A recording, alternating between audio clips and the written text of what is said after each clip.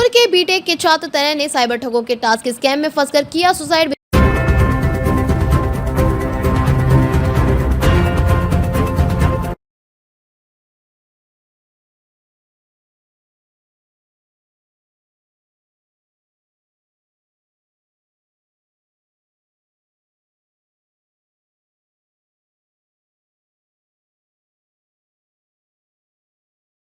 विजयनगर में रहने वाले संतोष कुमार सागर मलेरिया विभाग में कर्मचारी है।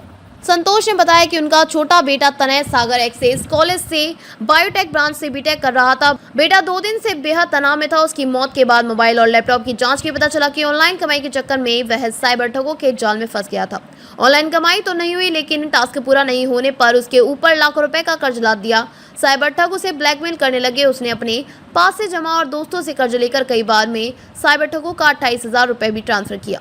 ब्लैकमेल कर और पैसों का दबाव बनाने लगे। संतोष कुमार सागर ने बताया कि साइबर ठगों की डिमांड खत्म नहीं हुई, उसे और पैसे देने के लिए दबाव बना रहे थे। धमकी दी थी कि रुपए नहीं दिया तो तुम्हारे घर पर वसूली करने आएंगे, सड़क से लेकर सोशल मीडिया तक बदनामी कर देंगे। इससे आजिज होकर छात्र ने देर रात तक घर की कमरे में फांसी लगाकर सुसाइड कर लिया। लाश देखकर बेहोश बेटे की मौत के बाद पिता से संतोष कुमार सागर के साथ हिमा रानी और भाई आर्यन का रो रो कर बुरा हाल है। मां बेटे की लाश को देखकर बेहोश हो गई थी। संतोष कुमार सागर ने बताया कि अंतिम संस्कार के बाद वह साइबर ठगों के खिलाफ रिपोर्ट कराएंगे ताकि साइबर ठगों के चुंगल में फंसकर फिर कोई सुसाइड नहीं करे। मेरा नाम संतोष कुमार है। तनय सागर मेरा बेटा था, मैं उनका पिता हूँ। मेरा बेटा एक्सेस कॉलेज में बीटेक सेकेंड ईयर का छात्र था और एसएससी कोचिंग ताका गोलोवंश में एसएससी की तैयारी कर रहा था और बच्चों को ट्यूशन पढ़ाता था।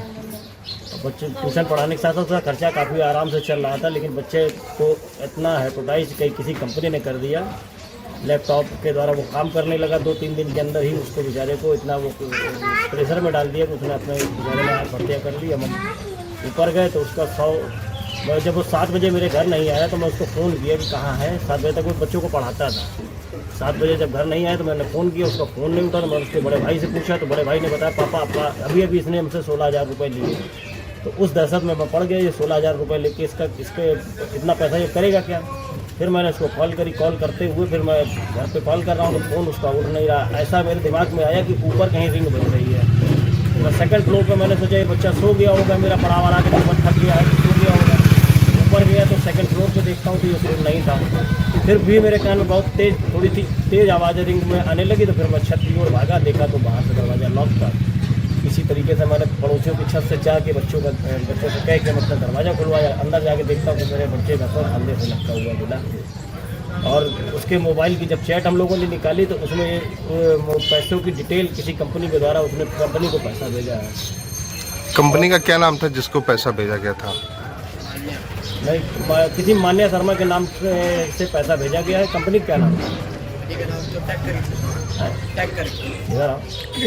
तो थाना क्षेत्र में एक छात्र ने साइबर ठगों से परेशान होकर आत्महत्या करी, उस पर क्या कुछ कार्रवाई किया? जो काकदेव क्षेत्र में एक छात्र द्वारा सुसाइड किया गया है, उसमें हम लोगों ने उसके मोबाइल को सीज किया है। उसको साइबर एक्सपर्ट को हम लोगों ने भेजा है, क्योंकि वो लॉक था तो उसको अनलॉक करा के उसको डिटेल्स हम लोग निकाल रहे हैं। इसमें बेसिकली किस वजह से कहाँ पे ट्रैप होकर उसके द्वारा आत्महत्या की गई, किस स्टेज पे आके उसके द्वारा अपने जीवन को खत्म करने का निर्णय लिया गया, ये सारी चीज़ें अभी हम लोग बहुत जल्दी इसको वर्कआउट कर लेंगे। क्योंकि स्टेप वाइज उसको अनलॉक करके स्टेप वाइज उस डिटेल्स में जाने की आवश्यकता है। जिस गेम्स को या जिस प्रक्रिया को, प्रोसेस को वो फॉलो करता था।